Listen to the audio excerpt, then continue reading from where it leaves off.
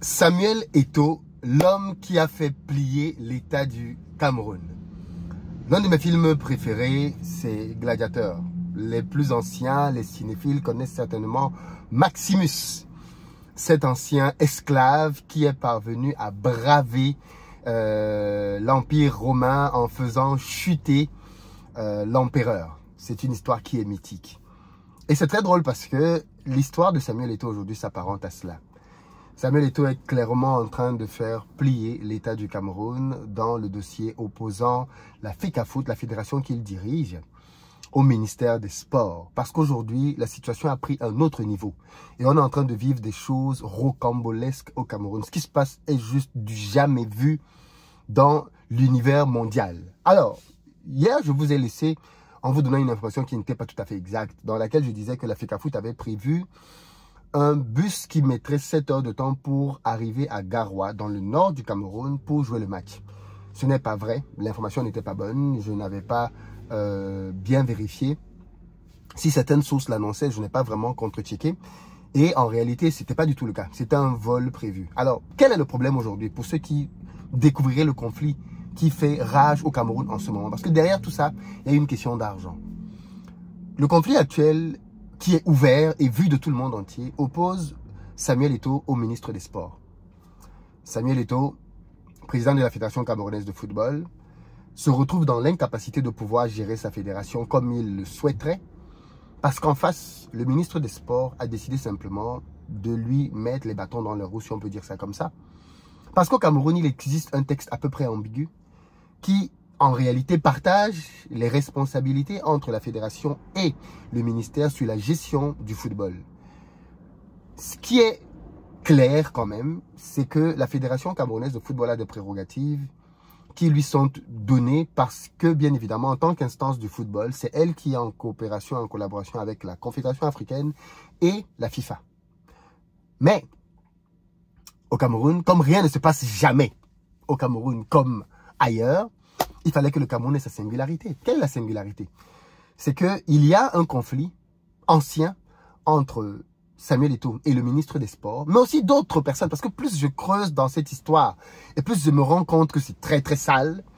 Samuel Eto'o a fait une interview il y a de cela quelques temps dans laquelle il disait qu'en fait, depuis qu'il arrive à la Fédération camerounaise de football, il a fermé les mangeoires. En gros, il a supprimé beaucoup de réseaux de corruption qu'il y avait dans le football camerounais. Et il se trouve que ça lui a créé énormément d'ennemis. Et donc, ces ennemis-là, qui sont donc des gens très puissants au Cameroun, veulent sa peau. Et donc sont prêts à tout pour saboter son travail. Il se trouve qu'au début de son mandat, Samuel Eto'o avait un blanc-seing. Il pouvait faire à peu près tout ce qu'il voulait parce qu'il avait l'aval de la présidence de la République dans son travail. Mais, malheureusement pour lui, les résultats n'ayant pas suivi, après 2 années d'accalmie, le président de la République, lors de son dernier discours à la nation, a dit clairement qu'il comptait sur le ministre des Sports pour redresser la barque du football camerounais, parce que l'État camerounais consent énormément de sacrifices financiers pour des résultats qui ne suivent pas. Le ministre des Sports a interprété donc ces propos du président comme étant un moyen de lui dire désormais c'est toi qui gères le football. Et à partir de là, le ministre donc est entré dans une série de mesures qui vont à l'encontre de ce que les textes prévoient pour le football international, comme par exemple la désignation du sélectionneur. Le ministre des Sports a désigné de manière unilatérale un sélectionneur et il est même allé jusqu'à organiser, du moins le ministère des Sports est allé jusqu'à organiser le match, les 2 derniers matchs, en prenant l'hôtel pour les joueurs. La fédération camerounaise, étant rendu compte qu'elle était clairement mise à l'écart, a décidé donc de réagir en retirant le bus et les équipements. Et bien derrière, le ministère a quand même trouvé des ballons et autres pour que les gars puissent s'entraîner. Cette première phase s'est terminée avec le Cameroun qui a gagné un match et a fait un match nul. Ça, c'est pour les qualificatifs pour la Coupe du Monde. Là, maintenant, on s'est dit, entre-temps, ils vont peut-être trouver le moyen de régler ce problème. Eh bien non. Prochaine échéance, septembre, le 7 septembre, qualification pour la Coupe d'Afrique cette fois-ci. Le Cameroun a 2 matchs, un au Cameroun et un deuxième à l'étranger, je crois en Afrique du Sud, quelque chose comme ça. Et donc, rebelote, juste que cette fois-ci, la scène est encore plus grave que la première fois. Samuel Eto'o, ayant vu toutes les stratagèmes que le ministère avait mis sur pied pour l'empêcher de pouvoir gérer l'équipe, il a décidé de contre-attaquer et il a pensé à des choses très astucieuses. La première, c'est qu'il a décidé que le match ne se jouerait pas à Yaoundé. Le Cameroun dispose de 6 stades de niveau international, 7 même, je crois, 7 stades de niveau international. Et donc, le Cameroun a plusieurs stades sur lesquels les matchs peuvent se jouer. Le Cameroun a fait la CAN récemment, donc il y a plusieurs stades. 2 à Yaoundé, 2 à Douala, 1 à Bafoussam, 1 à Limbé et 1 donc maintenant, bien évidemment, dans le nord, à Garoua. Samuel Eto'o a donc dit que le match va se jouer à Douala. Parce qu'il sait qu'à Douala, le ministère n'a pas ses repères. Il a choisi un hôtel qu'il avait déjà payé pour que les joueurs puissent habiter dans cet hôtel-là. Et bien, le ministère ayant compris ce que Samuel Eto'o préparait, a donc décidé que le match va se jouer à Yaoundé. On monte, on descend. Le ministre des Sports a dit de dire à la FIFA et à la CAF que le match va se jouer à Yaoundé. Le bras de fer a donc démarré là-dessus. Où va se jouer le match? Un troisième acteur a débarqué, l'ONIES. L'ONIES est l'organisme au Cameroun qui est en charge de mettre les stades à la disposition des équipes pour les compétitions. Quand Samuel Eto'o demande donc le match pour Douala, l'ONIES sort d'un communiqué en disant le stade de Douala n'est pas praticable. Un stade de 50 000 places, neuf, que le Cameroun a fait il n'y a pas longtemps. Il dit non, la pelouse n'est pas bonne, il a beaucoup plus, ça fait longtemps qu'on n'a pas joué dessus. Et on n'a pas assez de temps là maintenant pour mettre en œuvre cette pelouse-là. La pelouse qui est bonne, c'est la pelouse de Yaoundé. Écoutez bien, ça c'est Joseph-Antoine Bell, ancien star du football qui gère l'ONIES. Il se trouve que Joseph-Antoine Bell et Samuel Eto'o ne s'entendent pas. On a l'impression donc que Joseph-Antoine Bell ne manque pas une opportunité de mettre du sable dans la tchéquie de Samuel Eto'o. Samuel Eto'o dit ok, d'accord. Vous avez dit que on ne peut pas jouer à Douala parce qu'il pleut. Ok, on va jouer dans le nord, le septentrion, zone très sèche du Cameroun. On va jouer à Garoua. L'ONIES ressort encore un communiqué dans lequel il dit non, le seul stade au Cameroun qui est bon, c'est le stade de Yaoundé. On ne peut pas jouer à Garoua parce qu'on n'a pas eu assez de temps pour préparer. On a besoin d'au moins 1 mois, comme disait tel texte. Tout le monde connaît les textes et tout le monde cite les textes. Samuel Eto'o dit, je vois votre plan. L'histoire d'aller jouer à Yaoundé là. Vous avez tapé à côté. Entre-temps, les joueurs arrivent au Cameroun. Ils sont supposés avoir... Parce que c'est la FECAFOOT. Le sélectionneur prévoit sa liste de joueurs, donne à la fédération. Et la fédération envoie des messages à chaque club pour demander au club de libérer les joueurs. En disant où les joueurs vont venir, où ils vont jouer, de quelle date à quelle date. Les joueurs arrivent au Cameroun et il y a donc un duel. Où vont-ils aller? Vont-ils aller à Douala, dans l'hôtel que la fédération a réservé, ou alors vont-ils aller à Yaoundé, là où le ministère a réservé? À la grande surprise, les joueurs vont à Yaoundé. Tous. J'ai fait dans une vidéo pour dire que les joueurs ont lâché Samuel Eto'o, clairement. Parce que si le ministère peut mettre autant la pression, il ne peut pas forcer les joueurs à venir de son côté. Donc les joueurs ont pris le camp du ministère. Quoique, ce n'est pas si simple que ça. Samuel Eto'o donc, sur cette base-là, d'après les informations qu'on a sur Internet, la fédération camerounaise du moins, parce que quand je dis Samuel Eto'o, je parle de la fédération camerounaise, hein, rédige donc des courriers pour informer les clubs des joueurs de ce que les joueurs ne sont pas arrivés au lieu du rassemblement. Donc on ne sait pas où sont allés les joueurs. Ils ne sont pas venus au rassemblement. Donc ça veut dire que maintenant, les joueurs peuvent avoir des problèmes dans leur club. Entre-temps, Samuel Eto'o, du moins la fédération, sort un ultimatum aux joueurs en disant le 4 septembre, donc aujourd'hui, à 8 h, si les joueurs ne sont pas à l'hôtel qui est à Douala, la fédération va prendre les mesures qui vont bien. Et là, bien évidemment, c'est un ultimatum. Et quand tu donnes un ultimatum, tu dois t'exécuter. Qu'est-ce qu'on découvre hier soir? On découvre que l'hôtel dans lequel les Lions devaient jouer voit débarquer la sélection camerounaise, mais pas les seniors, pas les juniors, les U20. Donc les gamins.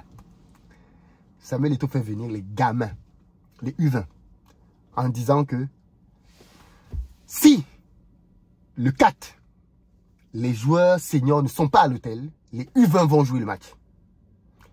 Et là, on se dit non, c'est une blague, ça ne va pas se faire, Samuel Eto'o ne peut pas faire ça. Ah bon? Ok. Ce matin, à 8 h, les joueurs ne sont pas arrivés. Qu'est-ce qu'on voit? Les U20 vont entrer dans l'avion pour aller à Garoua. Les U20 ne se sont pas entraînés. Rien. Mais ils entrent dans l'avion. Entre-temps, ce matin, Vincent Aboubakar, capitaine de l'équipe de football, va rencontrer avec une délégation de joueurs le premier ministre du Cameroun. Pour dire, gars, c'est en train de cuire. Et nous, on ne veut pas être pris en otage de vos histoires. L'avion est en train de tourner. Ça, c'est une histoire qui mérite un film Netflix. Franchement, cette histoire-là mérite un film Netflix. Mais vraiment, parce que rien n'est plus beau que la réalité. Les films créent des scénarios et autres, mais la réalité est toujours plus piquante. Impossible n'est pas camerounais. Alors même que l'avion est déjà sur le tarmac, on reçoit un coup de fil du premier ministère qui dit « Arrêtez-moi cet avion. Que les petits là sortent, qu'ils rentrent. » Seuls les seniors représentent le Cameroun. L'avion s'arrête. Les U-20 sont débarqués de l'avion. Ils retournent à l'hôtel, attendant les instructions de la fédération.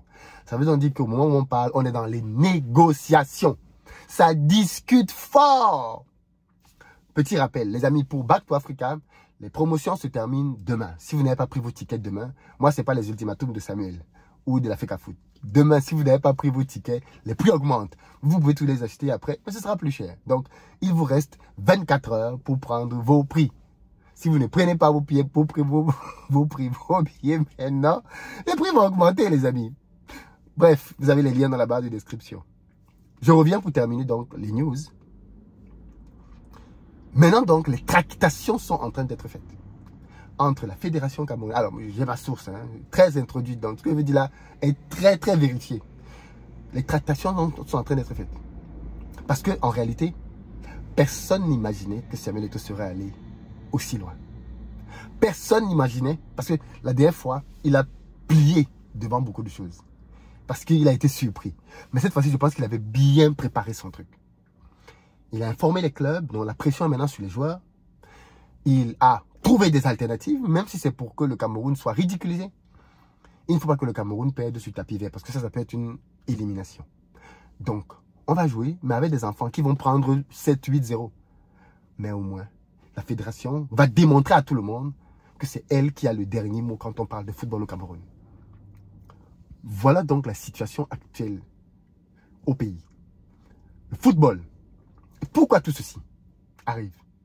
Parce que la fédération camerounaise de football, comme beaucoup d'autres fédérations africaines, n'a pas les moyens de sa politique. Parce que si ce genre de choses ne peuvent pas se produire en France, au Brésil, les fédérations qui ont des budgets, parce que la fédération est supposée être autonome. Mais comme en Afrique, ils n'ont pas d'argent, eh bien, qu'est-ce qui se passe? On est obligé de tendre la main à l'État. Mais comme Samuel Eto'o est parvenu à rassembler de l'argent pour l'hôtel, pour l'avion et tout le reste, il n'avait plus besoin de l'État. Donc maintenant, il est en position de force pour pouvoir dicter ce qu'il veut. Ça nous rappelle donc que dans ce monde-là, quand tu n'as pas d'argent, tu subis.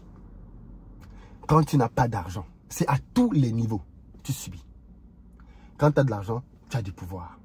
L'histoire est loin d'être terminée.